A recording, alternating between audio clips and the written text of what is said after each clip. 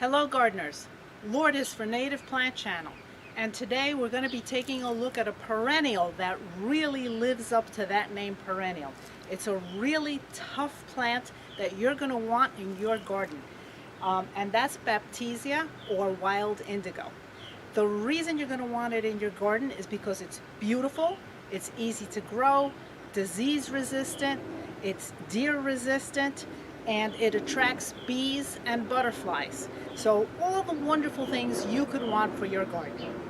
Many gardeners are already familiar with blue false indigo, which is commonly grown, but you're also going to be seeing today some other varieties of false indigo. Baptisia was the Perennial Plant Association's Perennial of the Year for 2010. It doesn't get leaf diseases and it doesn't suffer from insect damage. The leaves have this beautiful bluish tinge to them.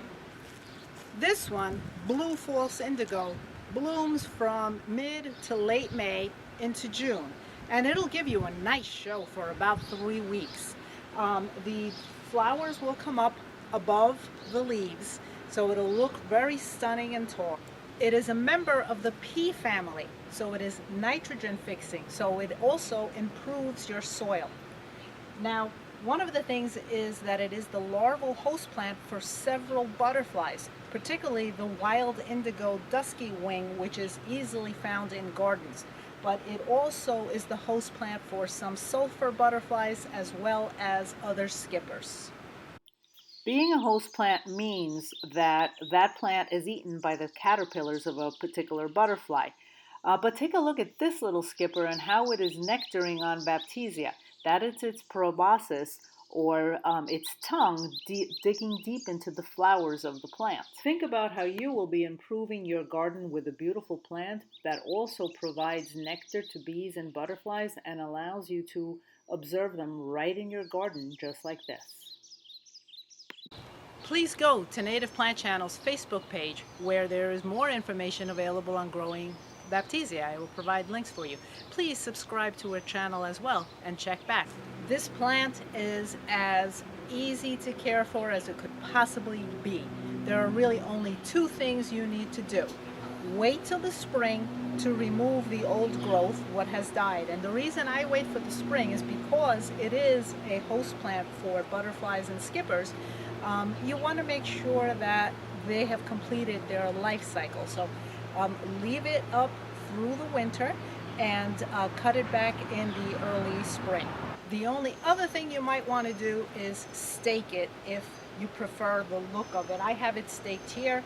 Otherwise, it does mound more and take up a little bit more area for you, but that's personal preference.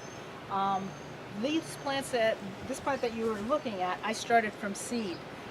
But this one is at least 15 years old, so it's between 15 and 20 years old. So when we talk about a tough perennial, they live such a long time.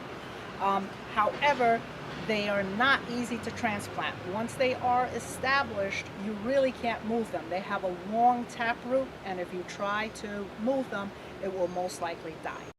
Baptisias are available in a variety of colors. In addition to the standard blue, there are deep purplish colors, even brown. There are yellow and cream ones. There's redder ones. There's even one that starts out white at the top and fades to blue at the bottom. Baptisia likes well-drained soil.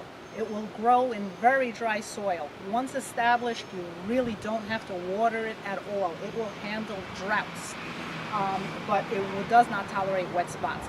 It likes full sun. It will grow in part shade, but not be as attractive or flower as well. So I really do recommend full sun for it. It grows 3 to 4 feet tall. As you can see, an established specimen is very shrub-like. So when you first look at it, you might think that you're looking at a shrub and not just a perennial. It's also known as rattleweed because the pods were used as children's rattles. I'm going to give you a close-up view of that. So the seed pods will turn dark colors like this. These are beginning to turn, and they will make noise when they rattle. They used to be used at one time as children's rattles. Many people enjoy using the seed pods in dried flower arrangements, so that's another use for it as well. Native Plant Channel's goal is to help gardeners create more eco-friendly gardens, create more sustainable habitats that will attract and feed our butterflies, bees, and other pollinators, as well as be able to create a good habitat for other wildlife. Here in the Northeast, we're in the middle of a really awful heat wave now in mid-July, and this plant handles heat and humidity really well. If you're interested in growing Baptisia, but don't want one that's quite so large as blue false indigo, this is yellow false indigo, which only grows 2 to 3 feet tall. Its leaves are smaller, it has a daintier appearance, but as you can see, it's got this lovely yellow color, which is very attractive. And this plant is super tough.